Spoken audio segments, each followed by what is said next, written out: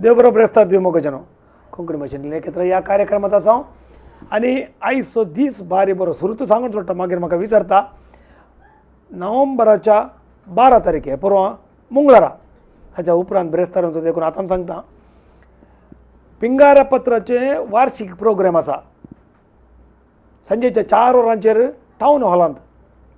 आमी एक पावटी एका कोंकणी मायेच्या मनशान एक आमच्या जळ आरिंग मारचें सामान्य न्ही डेंग्यू मलेरिया जाता तुमकां गोत आसा एक मशीन सोदून काडलां आनी तें आंतरराष्ट्रीय मट्टार राष्ट्रीय मट्टाचेर केंद्र सरकारान ताका एदोळचो 15-18 लाख दिवन फॅक्टरी घालूंक एक अवकाश करून दिला कित्याक म्हळ्यार तातूंत पॉयझन ना लिक्वीड आनीक हें दवरूंक ना काल्यान गुळी दवरूंक ना तें देखून केमिकल ना डायरेक्ट जळ आरिंग मारचें हें मशीन आनी ह्या मनशाक आमी विंचून इको फ्रेंडली देखून ताका आमी पिंगारा राज्योत्सव प्रशस्ती 15व्या वर्साची दिता त्या देखून तुमकां आव्हान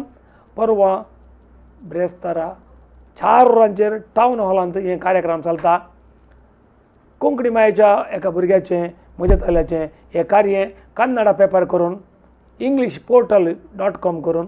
तुमी ये जय म्हणून उपकार मागता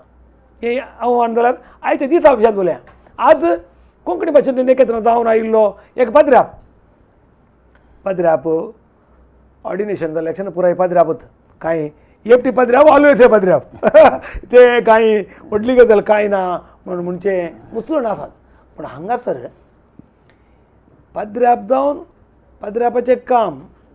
तें कितें आसा ताचें रिलिजियस स्ट्रक्चर आसा ताच्या सांगता हटके एक आनी एक काम सांगता व्हरून आपणाचें इवँजलायजेशन कितें आसा अशेंय करियेत म्हणून एक केल्लो एक पदऱ्याप आसा फादर एंड्रू डिसोजा तो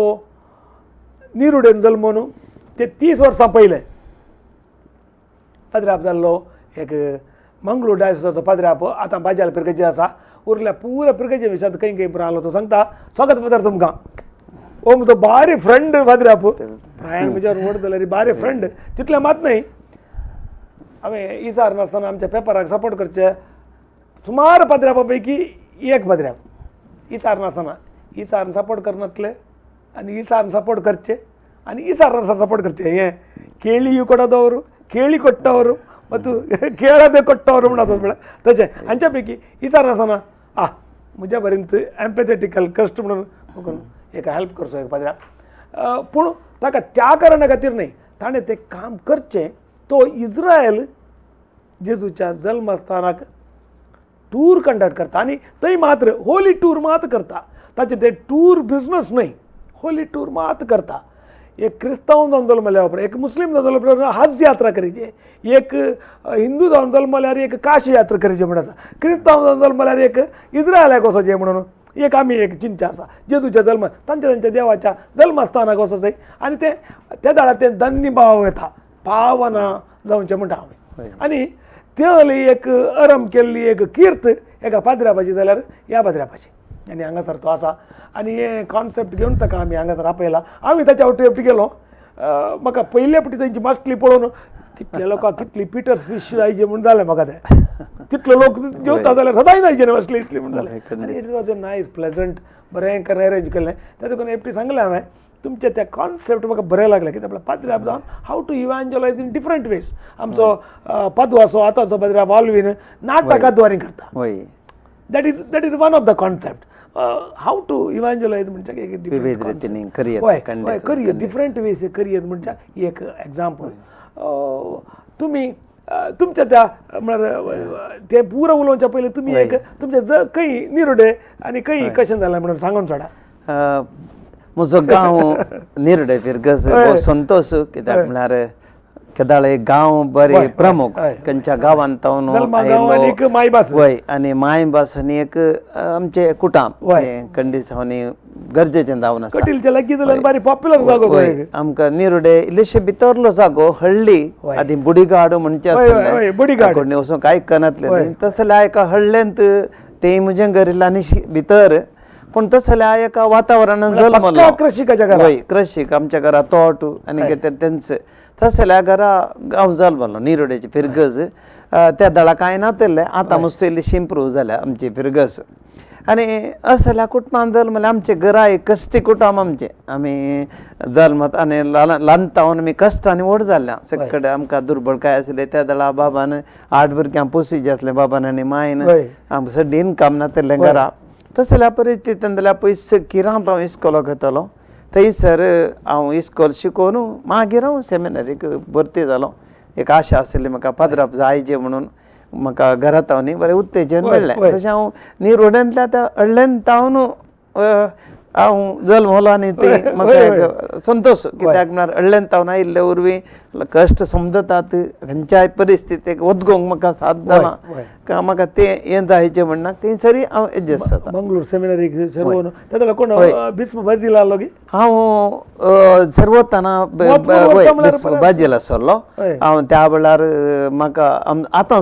आदलो बिस्म एलोशियस पॉल डिसोजा तो चान्सेलर आसलो आनी हांव जॉइन जाता आसतना लेट जालो म्हळ्यार सकड सेमिनार जॉइन जावन 15 दीस उतरल्यात म्हाका इल्लेशें रिजल्ट येतना लेट जालो मागीर आलोचना लेट जालो अशें म्हणटा आसतना बिस साहेबान जायना म्हळें पूण मागीर आमचो विगार तोडसो बिस्प एपीचो सोयर रावलो ताणें वचून बिस्प एपी कडेन त्या चान्सेलर वचून वताय काणगेचे हांव वचना म्हणटांगले हांव काणगेल्याचें वचना म्हणलो विगार तो नासलो बिशप एपीन म्हाका काणगेलो सेमिनारीक त्या दळा आनी तशें हांव मंगळूर डिस्ट्रिक्टीक भरती जालो फस्ट पिरगज खंयची मोर्दू जावन म्हाका पयली पिरगज मेळ्ळी कुलशेखर व्हडली दिएससींतली व्हडली पिरगज फादर एलियास डिसोजा म्हण आसलो एक सादो मनीस देवादीन जाला सादो मिशनरी कांय सिंपल म्हळ्यार इतलो सिंपल एक याजक भाग्यवंत तुमचो पात्रोन वियांनी पर्यंत एकदम simple not done anything accept काम करून खाली याजक पण तसलो याजक पद येयल्ले आसा मस्त प्रभाव आनी जनरस ताजी आशा ना ताका आनी म्हाका ताजेतून तायेन आशा ते कित्यातल्यार आतां निकल्या दिल्या ताणें त्या रितीन भारी भाग्यवंत याजक म्हाका तेगे थिंग विसरोंक जायना तसलो भाग्यवंत सिंपल आमी एकाच रुमान म्हणजे बरी आमी वय तशें आसलो थंय जावन म्हाका 2 वर्सां जाल्या उपरांत उडपी पिरगजेक गेलो थंय उडपी पिरगजेन उडपी व्हडली ताचे मॅनेजमेंट ताचे मस्त सांगते हांव शिकलो उल्लेख करता आमच्या फादर मोला सांगता पात म्हणटले यू नो इट मरे तो भुरग्यांक थंयच्या भुरग्यांक शिकतेल्या भुरग्यांक तितलो अशें फाकाट्या पात धरले बरे हांगा गो हांगा गो तुका कालें नांगी राव हांव हाडून दिता दॅट मच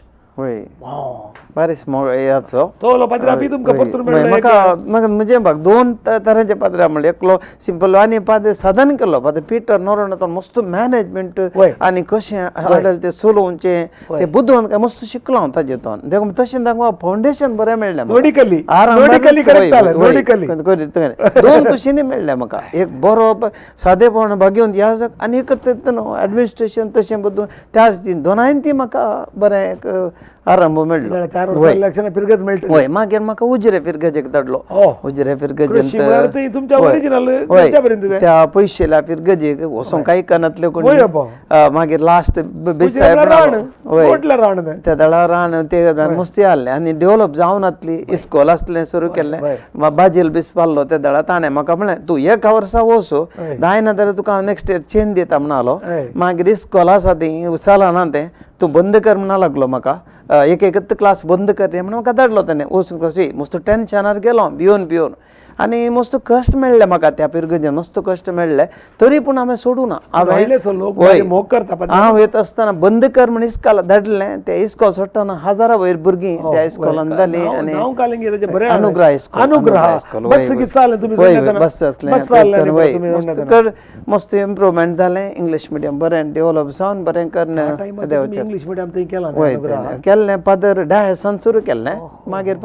मार्शल चडलाना एंटनी तांणी मस्त कंटिन्यू केलें आनी तशें म्हणजे आतां दरेक मस्त कश्टार आसलें देखून पूण तरी पूण देवाच्या दयेन बरें जालें सकड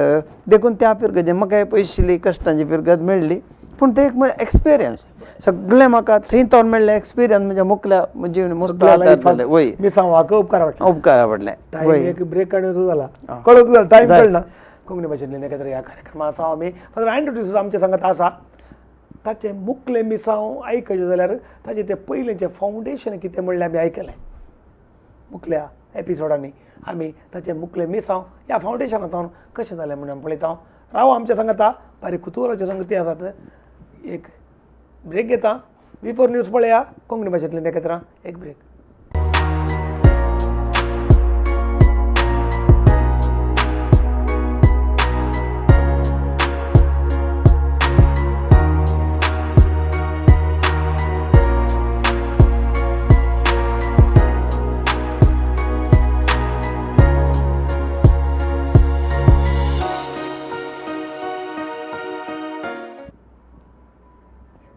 स्वागत मोगाच्या कोंकणी भाशेंतल्यान एकत्र ह्या कार्यक्रमात आमी आसा आमच्या सगळ्यात आसा फादर अँड्रू डिसोजा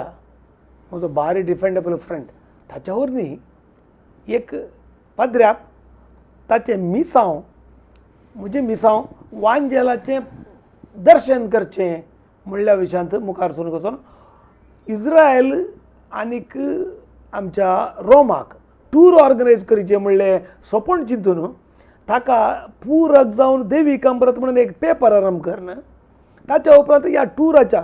आतां म्हाका दिसता काय वळांत उदक पळय पत्रां घापटोवन गिफ्टोवन पुरो येता पळय तुमचे टुरी तशेंच येता की लाभ जाता की कांय तरी ताच्या परत आमच्या बरें साजीराम दिसता कित्याक म्हणल्यार रेट आनी परत बारी उण्यार आमी लोकांक जावचे बरें करता कित्याक म्हणल्यार आमी पयशे करचो उद्देश न्ही आमचो आमच्या लोकांक वचचें म्हणलो उद्देश दवरून आमी करचें तशें म्हणटा आसतना आमकां आमी कश्टांनी स्ट्रगल करचें तुमी आतां हे टूर स्टार्ट करचें खंयचें इन्स्पिरेशन टूर स्टार्ट करूंक म्हाका इन्स्पिरेशन पयलीं हांवें पत्र आरंभ केल्लें दैवीक पत्र बरें सोलोवन येतलें पूण म्हाका एक फुडें हांव रेतीर इज्रायल गेल्लो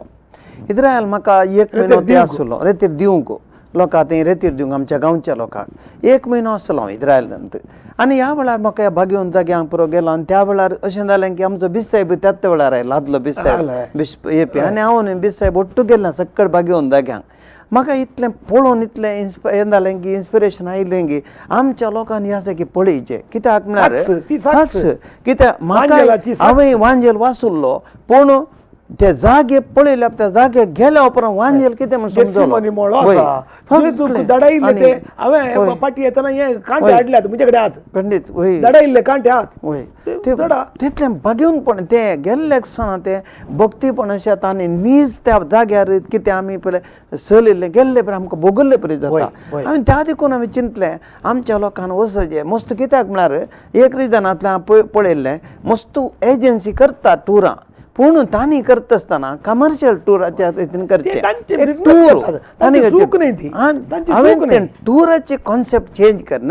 यात्रेक पॉयंट करचे पिलग्रिमेजीस बागेवन जाग्या यात्रेक पॉयंट ते टूर जावच्या बदला आमी यात्रेक पॉयंट करचें म्हणल्यार त्या उद्देशान हांवें ऑर्गनायज करून स्टार्ट केलें आनी गेला येताना आमी काली वेची न्ही तयारी करची तांकां आपोवन मिटींग करता समजायता बागेवन जाग्या विशयांत कशें वेचें म्हूण समजायता वाटेर जावन ती मागणें मिसां दत्मीक एक मोबायल रिट्रीट भशेन आमी करता ते कित्याक म्हळ्यार लोकांक दैवीक अनुभव जाय नाजाल्यार इतले पयशे खर्चून त्या गांवाक वचून जर तर कांय तुका बरें पडना जाल्यार आत्मीक रितीन बरें पडना जाल्यार प्रयोजन ना त्या देखून 50+ 60 तेणेंच वतात व्हीलचॅरार व्हेल्ले आसा आमी व्हीलचॅरार व्हेल्ले आसा आमी थोड्यांक तरी पूण ते एक अनुभव विशिश्ट अनुभव वेतात तुमी म्हळ्यार वांजेला प्रकार वेतात म्हणटात तुमी चड जावन आमी करतना एंट्री दिवची आमी जॉर्डनाक तांकां दोन संगती आहात एक आमी टॅक्निकली आमकां सुलभ दिवचे विजा एंट्री ताजे आनी एक रिजन आसा जॉर्डन तावन इज्रायला वचूंक एंट्री सुलभ डायरेक्ट इज्रायला वचूंक मस्त कश्ट आसा देखून अशी एंट्री सुलभ दुसरें कितें म्हळ्यार पवित्र पुस्तकांत आतां इज्रायल परजा इजिप्तांतल्यान भायर सरली आनी ती नेबो पर्वता कडच्यान आयले नेबो पर्वताक वचून मागीर इस्रायलाक एंट्री दिली ताणें त्याच रितीन आतां ते ना अरण्यांतले त्या वेळार तांणी कशें तें केलां की त्याच रितीन एकलो घेवन जाग्यार येताना इस्रायल नेबो पर्वताक वचून थंय त्या कशें ते इस्रायलाचे उडास करून तो इजिप्त इस्रायलाच्या गोवा प्रवेश जाता घेवन जाग्यार तशें थंय तावन परत वयता आसतना आमी नॉर्थांतून एंट्री काण घेता नॉर्थांतून टिका नजरेताक वचचें पयलें नजरेता थंय गलिलयाक वचचें गलिलयांत थंयसर जेजूचें प्रधान मिसांव आनी थंयसर जाल्लो प्रमुख जागो तो जावन आसा मरियेक इजब्याडलो जागो नजरेत थंय तावन गलिलयांत थंय रावून त्या जागेनी जेजूचें सुरविलें जिवन पयलें आमकां मेळचें तें नजरेताक वचून जेजू कसो ल्हान व्हड जाल्लो त्या जाग्यार भेट करून मागीर आमी ताच्या मिसांवाच्या जाग्यार गेचें गलिलयाक वचून मागीर मात्र जॉग्राफिकली ती कशें आसले वरवीं आमी भौगोलीक तरान जे कितें म्हणटा बेतलेम आनी ते दक्षिण सकयल्या कुशीक आसा त्या देखून आमी ते लास्ट मागीर वचें ते पयले हे जागे वचून मागीर उपरांत 11 भाग बेतलेम आनी जेरुसलेम ते सांगता वेतात कित्याक म्हळ्यार रावचे बेतलेमांत रावन जेरुसलेम बेतानी आनी थंय तावन जेजू हे जाल्लो लोकांले रुपांतर जाल्ले जागे ते पुरो जागे थंयसर वेतात त्या जाग्यांक बेतलेम प्रमुख जागो कित्याक म्हळ्यार जेजू जल्मलो जागो आनी ह्या होली लँडांत थंयसर ग्रीक ऑर्थोडॉक्स आनी आमचे कातोलीक दोन प्रमुख आसा रोमन कातोलीक आतां रोमन कातोलीक ते ग्रीक ऑर्थोडॉक्सी आसा तांचे जे आसा पूण आमचे ते क्रिस्तांत आमचे बरें तातून रोमाचे तशें बेतलेमांत दोन इगर्जो आसात एक जेजू जल्मलो प्रमुख जागो ग्रीक ऑर्थोडॉक्सांच्या हातांत आसा ती इगर्ज तांच्या आडाळत्याक आसा कातोलिकांक आनी एक इगर्ज आसा देगेनच आनी एक इगर्ज आसा ती कातोलिकांची अशें ते फ्रांसिस्कन पाद्राबू थंयसर सांबाळटात वय तशें देखून बेतलेमांत पयलें थंयसर वेता थंयसर तावन आमी मागीर जेरुसलेमाक सकड हर एक रितीन जेजून केल्लें हर एक ते आमने अजाप केल्ले जागे जावन दी बेताने ते ताणें तळ्याचें ते असर हें केल्लें वय बावतीन मागीर जॉर्दान बावतीन काण गेल्लो तो जॉर्दानाक वता ते इल्लेशें पयण करूंक आसा आमी गलिलया पयण करून फाटीं वता आसतना जॉर्दानच्यान वेचें जॉर्दान वचून थंयसर जॉर्दान न्हय ते पविस्तान काण घेवन मागीर थंयसर त्या जाग्यार अवकाश आसा थंयसर वस्तूर दितात दोवे वस्तूर दितात त्या दोवे वस्तूर घालून वचून बुडचें आनी ह्या जाग ती मागणें करता आनी तांकां पविस्तानाचो उडास परत तांचेर तें उदक ओतून तांकां ते हें एकलोय करता गेल्लो सडाव सकडी करता थोडे बुडनात थोडे वयता सांकेत ते काण घेतात वय थंय तावन मागीर आमी जेरिकोक वता जेरिको त्या रुखा कडेन वता वय जेसेमनी मागीर मेन आसचें जेसेमनी आनी जेरुसलेमांत भारी प्रमुख सगळ्या होली लँडांत मेन केंद्र जेरुसलेम कित्याक म्हळ्यार जेरुसलेम देवाळ आनी जेरुसलेमांत जेजू म्हणटा पयलें कुर्साची वाट आसा जेजून केल्ल्या कुर्साच्या वाटेन आमी वेता थंयसर तावन आसा पूण आतां कशें जालां म्हळ्यार जेरुसलेम तो गुडो म्हण आमी त्या जवळ गुडो आहलो आतां पुरो शॉपां जाल्यान थंय पुरा मेळटा ते शॉपांत जालें कमर्शियल एरिया जाल्या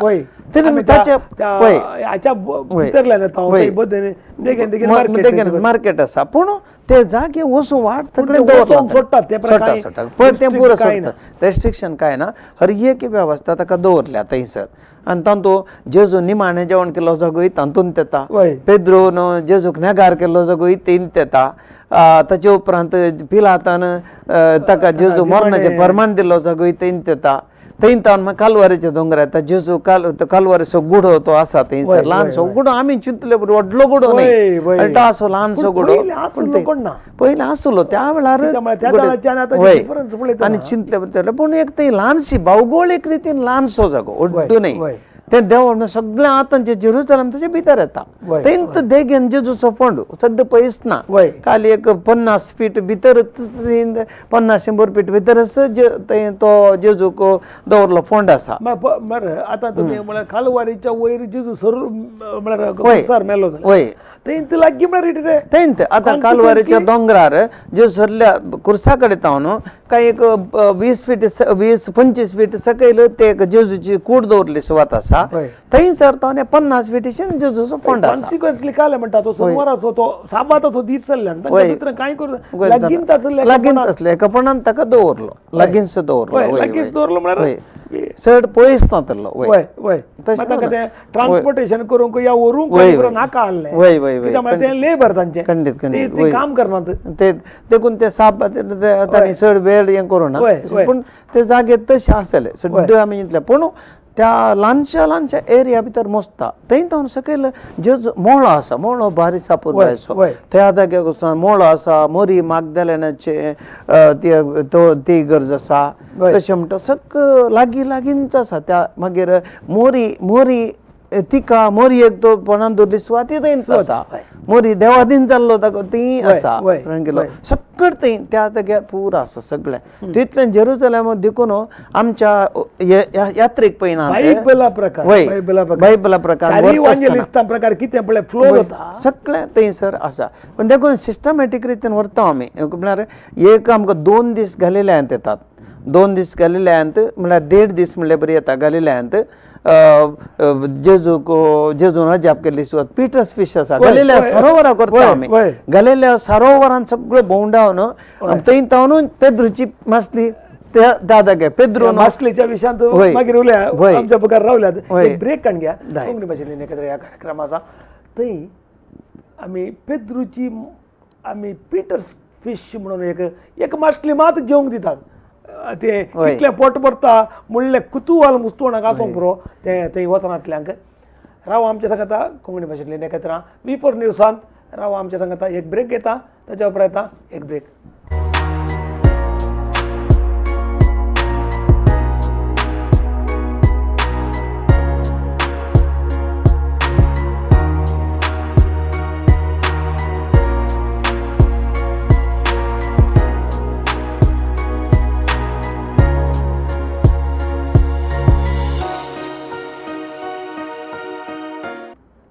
स्वागत मोगच्यानं कोंकणी भाशेंतल्यान एकत्र ह्या कार्यक्रमात आसा आमच्या मध्ये आसा फादर अँड्रू डिसोजा आनी ताचे इव्हॅन्ज्युलायझेशन तो होली टूर करच्या विशयांत करता एका पाद्र्यापाक काम कितें म्हळ्यार एक धार्मीक आपणाच्या जेजूच्या सेवेंत विंगड रितीन आपणाचें तें प्रवर्तन करचें मुखार करचें आनी तो होली टूर करून करता आनी पीटर फिशा विशयी सांगतले इस्रायलान सांगा कशें पीटर फिशा विशयान येवच्या पयलें आमी गलिल्या सरोवराच्या भोंवतणी जेजूच्या जिवितांत मस्त इम्पॉर्टंट गलिल्या सरोवर मस्त पयलें जेजू गलिल्याच्या सरोवरांत केदाळे वतलो वारें वादळ ताणें अजाप केल्लें थंड केल्लो त्याच जाग्यार गलिल्या सरोवर त्याच गलिल्या सरोवराच्यान आमी तांकां व्हरता दोनीर व्हरता त्यात खंयच्या जाग्यार तें वारें वादळ जेजून दर्यो थंड केलो शांत केल्लो त्या जाग्यार ताका व्हरता टुराक गेल्ल्यांक तुमी व्हरतात वय टुराक गेल्ल्यांक व्हरता आनी त्या जाग्यार आनी कितें इम्पॉर्टन्स की म्हळ्यार फक्त स्टार्टींग एंट्री मेळटा जेजून 5000 लोकांक उंडे मास्टरान अजाप करून वाडयल्लो ताका थंय गलिल्याच्या सरोवराच्या देगेनच 5 मासल्यो आनी 5 उंडे आनी 2 मासल्यो त्या तूं अजाप केलो दोगो थंयसर तें जावन जाल्या उपरांत आमी पेद्रूच्या पेद्रूच्या घरा सासूमायेचें अजाप केल्लें त्या घरा व्हरता पेद्रूच्या घरा थंय तावन मागीर आमी तांकां गलिल्या सरोवराच्या वय जेवणाचो टायम सरोवराक पयलें व्हरता मागीर तांकां जेवणाक काडटा थंयसर ते एक भारी विशिश्ट अनुभव सगळो लोक कितलो हजारांनी लोक येता सगळी पेद्रूची मासली खातात ते व्हडलें अजाप आनी की एका दिसा धरतना मासली मेळटा ते विशेष कितली वर्सां होय. जितले लोक टुरिस्ट होय. लोक म्हणल्यार आमी होय. गस्टन गस्टन होय. इतले लोक येतात थंय तेंत एक विशिष्ट चिकाग अनुभव लोक म्हण येत मस्त होय, पटी ते एक- जाल्यारी होय. हर एक मनशाक एक मासली मस्त मेळटा मेळटा आम्ही चढवत गेले सक्कड आता करता थोडे आमच्या काही pamphlet ऐकली होय होती. ते उरली. इतली pamphlet ऐकली होती. एक बोशी सदन फुल जातात एक मासली केल्यार आणि होय. ताका एक सलाड केल्यार चलत केलं दुसरं काय काय जेवण ना. करतना तितले सांजेर जेवल्या पोता ते एक पारे देखून जेजून केले अजाप ते अजूनही मुन धरून येतात ती मसली मुगदाना ते विचित्र मुगदाना ते ती एका होय. मसलेनं फुल एक बोट भरता देखून ते एक विशेष अनुभव तो फिटस फिश ते एक होली लँड टुरांत ते एक भारी एक प्रमुख पॉइंट होय, होतो होय. ते भावार्थ ते म्हळ्यार भावार्थ घट जाता ते होय, पळयत होय, असताना होय. अशें असेल साक्ष हांव काल म्हणटा आमी रक्त साक्षी होय. म्हणून ऐकतल्या होय. हे आमी आमी आमी दोळ्यान पळोवची साक्ष पळोवचें पळय जेजूच्या शिसांनी कितें भोगलां पळय ते आमकां प्रत्यक्ष मेळटा आमकां भोग मेळटा ते अजूनय ते मेळटा ते एक विशिष्ट परत परत होली लँड. आमी होय. ते भोगची एक हय, भाग ते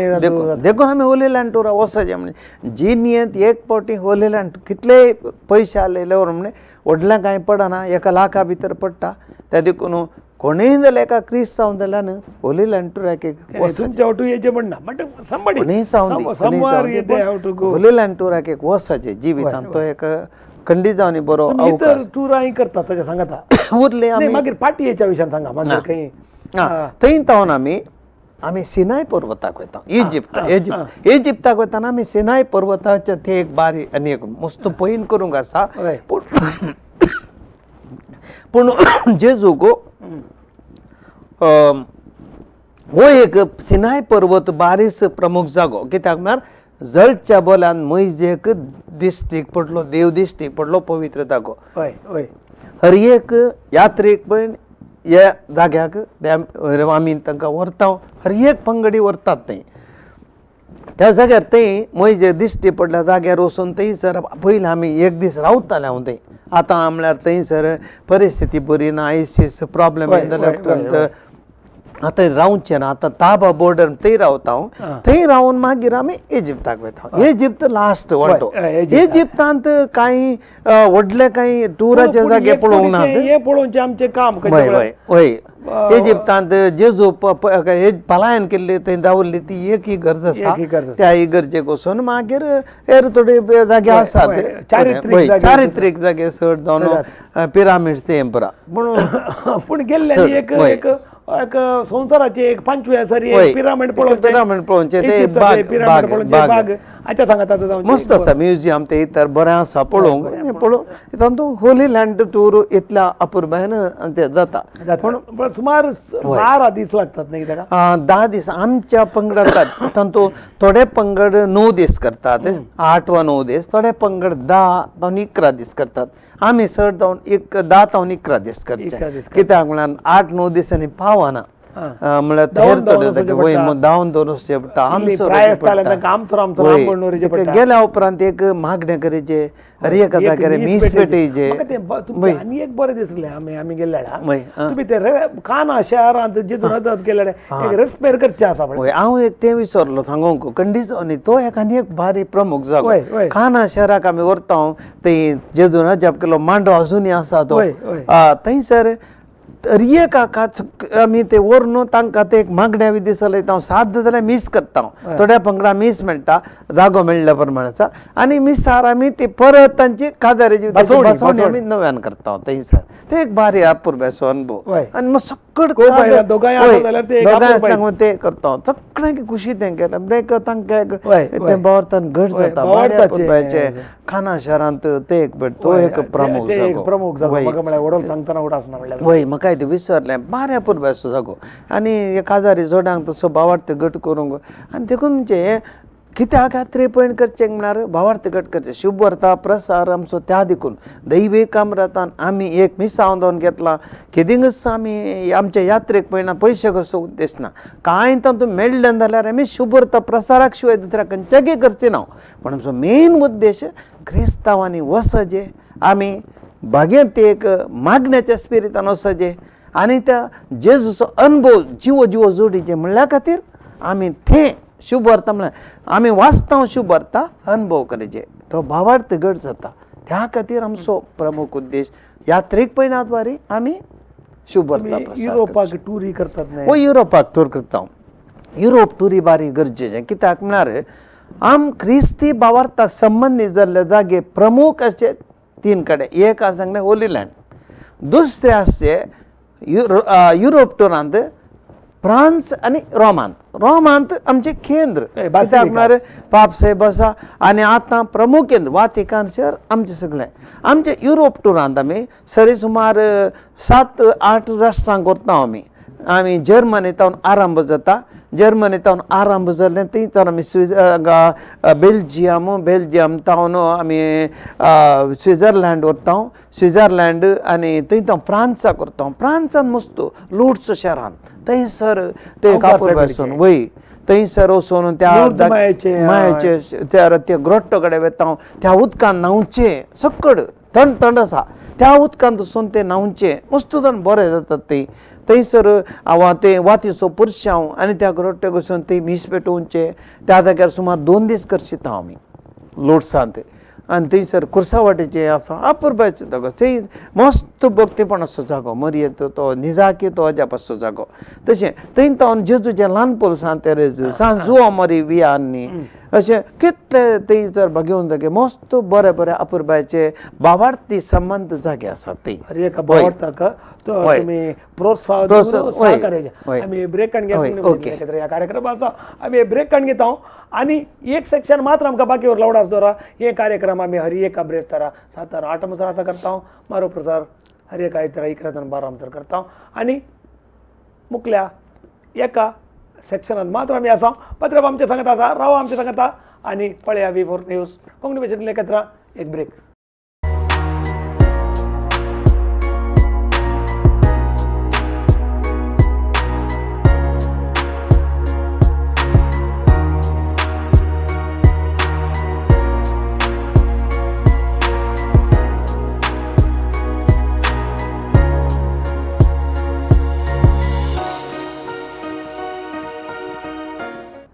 स्वागत मगच्यानं कोंकणी भाशेन एकत्र या कार्यक्रमात आमचे सांगता फादर अँड्रू डिसूजा आसा V4 न्यूजांत हे कार्यक्रम हर एका ब्रेस्तारा येता आणि हर एका ब्रेस्तारा नवो आमचे सांगता एक अनुभवी हर एका विशयांत समाजाक गरजे पडचे कांय तरी काम केल्लो आणि ह्या कामांत आपले निस्वार्थपणे आपणे करचे समाजाक कितें दिलां म्हणल्या विशयान करचे एका व्यक्तीक आमी आपण हाडटा आज आमचे सांगता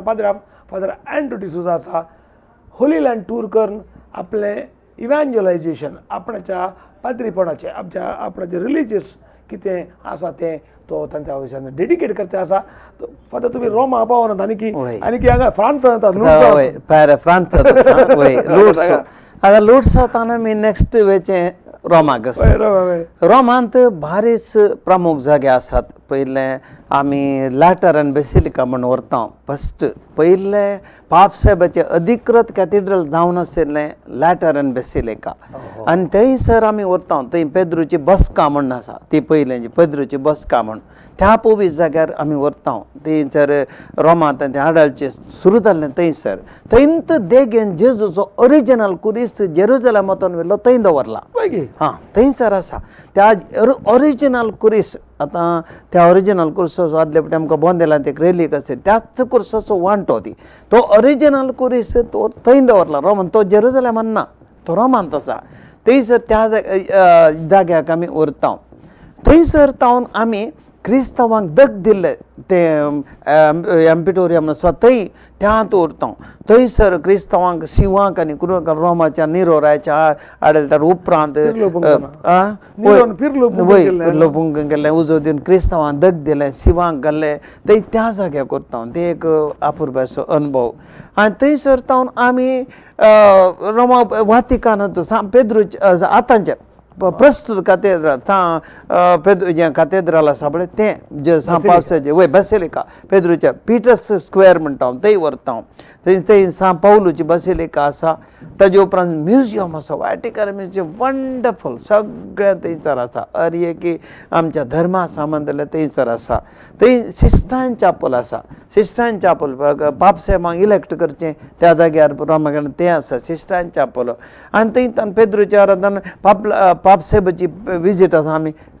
बुधवाराचो दीस पाप साहेब लोकांक ते भेटतो त्या दीस थंय व्हरता आमी एक दीस तांकां पापसाहेब पळोवंक मेळटा लक्षां बुधवार एडजस्ट करता आमी आनी लोकांक लक्षेल्यान पापसाहेब मेळटा फोटो काडूंक सावळी पडल्यार पुरो म्हणटा हय तशें तो एक संदर्भ मेळटा आनी तशें थंय तावन आमी रोमांत इतर उपरांत आमी वातिकन जाल्या उपरांत इतर जागे आसात सांत आंतोनीचें इगर्ज आसा सांत आंतोन पाद्वासो थंय व्हरता हांव ताजे उपरांत सान फ्रांसीस आसिसीचें ते थंयसर लागीं ते पुरो रोमाच्या भोंवतणी त्या लागचेल्या परिसरांत आसा कितलें पळोवंक आसा इतलें उपरांत रोमांत आनी कितें आसा सडी जागे वेनीस व्हरता हय उपरांत आमी अकरेचे म्हळ्यार हांगा वचो पातीमोरूंक आसा आखेर मरयेच्या आनी वय ते दिसोन लोडसा पातीमागे व्हरता एक कितें म्हळ्यार परत्यान आनी एकटी वचोंक जायना एकलो येता इतले पयशे ताणें पुरो जागे पळयचे देखून हे पुरा साग्या 17 दीस जाता एक युरोप टूर म्हळ्यार 17 दीस जाता 17 डेज आनी आमी तांकां सगळें इतलें कवर अप करता कित्याक म्हळ्यार लायफांत एक फावटी तांणी वेचे हें सगळें पळयचें सुमार 7-8 हय लोकल आमी थोडी करता आतां यात्रे पण म्हळ्यार काल युरोपाक न्ही आमच्या गांवांत प्रमुख यात्रेक पण करचे तेणें थोडी टुरां करता पूण केल्यार आमी तातूंय बागेवन आमी कितें धार्मीक जागे हाडटा आमी आनी यात्रेक पळय न्हय जाल्यार आमी मागणसो स्पिरीट आसा पळय आतां आमी गांवांत करचें म्हळ्यार वेलांकणी पॉंडिचेरी चेन्नई वेलांकणी मोरयेसो कोत्ता थंयच्यान पॉंडिचेरी आमी इल्लोसो मोदे इल्लो टूर जावन तातूंत चेन्नई सांत तोमासाक जिवेशी मारलो जागो मार्तीर मारलो जागो ते थंय आसता वय वय पयल्या बट्ट्यान केरळांत पूण ताका जिवेशी मारलो तामिळनाडू थंय आसा ते मुस्तानाक गोत्तना थोडे जनता केरळा मात्र आसा म्हणून ना केरळांत तो आयिल्लो केरळांत येवन ताणें काम केल्ले ते जागे आसात पूण ताका जिवेशी मारलो जागो तो असो चेन्नईंत देखून थंय त्या जाग्याक आमी वता सेंट थॉमस माउंट म्हणून ती आमी पॉंडिचेरी वेलांकणी चेन्नई आनी एक टूर आसा केरळा 3 दिसाचे टूर तें पॅकेज आसा तातूंत केरळांतले अपुर्वेच्यो जागे आसात थंय सांत थॉमास येवन लँड केल्लो जागो कोडंगल्लूरू आनी थंयसर तावन सांत अल्फोन्साचे भरणांगणम थंयसर मागीर नॅशनल श्रायन ऑफ होली रोजरी थंयसर एर्नाकुलम थंयसर आसा अशे मस्त जागे आसात श्रीलंका येत्रेक पयना आनी सांजुदेवादाचे जागे ते 5 दिसांचे 5 दिसाचे पयन आसा आमी दैवीक अमरात आमी सांत जुदेवाजाक सांत म्हूण पसारले त्या मिसाक त्या आमच्या लोकांक 40 जाणांक वय 40 जाणांक व्हेल्ले म्हाका मिस केल्ले कडेचे घडी हांवें विचारले ते देखून जावना ते सीट दिवंक जावनातले म्हाका पळय आमी थंय गेला देखून सांत श्रीलंकाय आमी यात्रेक पण करता ही पुरो प्युअर यात्रेक पण आमची धार्मीक एक म्हाका यात्रेक पळयना कितें केल्ल्या विशीं कितें तुमकां अर्थ जालो यात्रेक पळयन म्हळ्यार एक काल आमी वय टू बी फ्रँक कोणी आयकत ना म्हणजे एक पाद्र्या म्हळ्यार इगर्जी आसाचे वय तें आतां आमी खंडीत जावन यात्रेक म्हाका फिरगत दिता हांव फिरगत स्विकार थोडे फावटी म्हाका अशें समजल्लें आसा पाद्राप काल टुरां करता पयशे करता गे अशें म्हाका आयकल्लें आसा पूण म्हाका हांव कितें करता हांव कन्विन्स्ड आसा हांवें करचें यात्रे पळयन उद्देश लोकांक भावार्थान घडचे करचे खातीर आमी यात्रे जाग्यार वेल्ले वयता सो भावार्थ करता पाद्राप आमी करता मीस करता आनी हांव मीस करता थोड्यांनी चिंतता हांव सकट यात्रे पळयन हांव पाद्राप तापोवन व्हरता ना हांव खंय अप्रूप मात्र मुरले दुसऱ्या ह्या जागांक हांव धाडटा दुसऱ्या ह्या जागांक हांव धाडटा आनी ते सोडून व्हरता वेवस्था करता हांव तूं सकट पळयनाक वचना कित्याक म्हळ्यार सकणाक घेवन भोंवता आनी म्हजें काम कळना हांव म्हज्या फिरगतीन म्हजें काम करता म्हजें फिरगतीन काम आसलें बरें हांव असलें व्हरता कोंकणी भाशेन नखेत्र ह्या कार्यक्रमांत तुमी आयल्यात ह्या होली टुरा विशयान तुमी संपूर्ण माहिती दिवन कित्या बघेवन जाग्याक वचत जाय आनी कित्या इज्रायला वचत जाय म्हूण सांगलें तुमच्या मिसांव वावरांत तुमी आशिल्लें सर्वसाधारण तुमकां मेळोन दी तुमच्या मुखल्या जिवितांत असली साबार इव्हँजलायझेशनाची आनी देवाक अभिमानान तुमकां परत एपटी हांवें त्याला येयल्लो पाद्र्या वो म्हणून एक चिंता सगळ्यांनी जाऊन दी म्हणून आशोन तुमची भलायकी आनी बरी जाऊन दी तुमकां वचून वचून सगळ्यांनी वचून तुमची भलायकी पाड जाली आदले आमच्या वाटेन नाही तुमची भलायकी पाड हाडली तुमकां पुरा आमी पातयेंचे समेस्त संताप भोगतो आनी देव तुमकां श्रेश्ठ आनी बरें दिवं दी म्हणून आशोन तुमी हांगाच रायिल्ल्याक तुमकां सर आमच्या वीक्षकां तर्फेन कोंकणी भाशेंतली नखेत्र ह्या कार्यक्रमां तर्फेन V4 न्यूजाच्या लक्ष्मण कुंदर आनी ताच्या सिबंद तर्फे तुमकां देव बरें म्हणटा देव बरें करो तुमकांय देव बरें करो कोंकणी भाशेंतली नखेत्र ह्या कार्यक्रमांत आसा हांव म्हाका जनो हे कार्यक्रम हर एका ब्रेस्तारा 7 ते 8 मुसर आनी मरो प्रसार 11 ते 12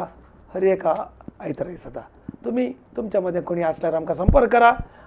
तुमकांय हांगासर बसोंक जाता तुमचे सदांच तुमची विशिश्ट सेवा कोंकणी मायाची कोंकणी भाशेची केली तर आनी कोंकणींत हें चलयलें तर हे कोंकणीचे कार्यक्रम आमकां सुरू जाता तुमकां समेस्तांक आमच्या सांगात रावल्ल्याक वीक्षक मित्रांनो वीक्षक प्रभूनो तुमकां देव बरें करूं परत ब्रेस्तारा मेळया परवां समेस्तांक देव बरें करूं.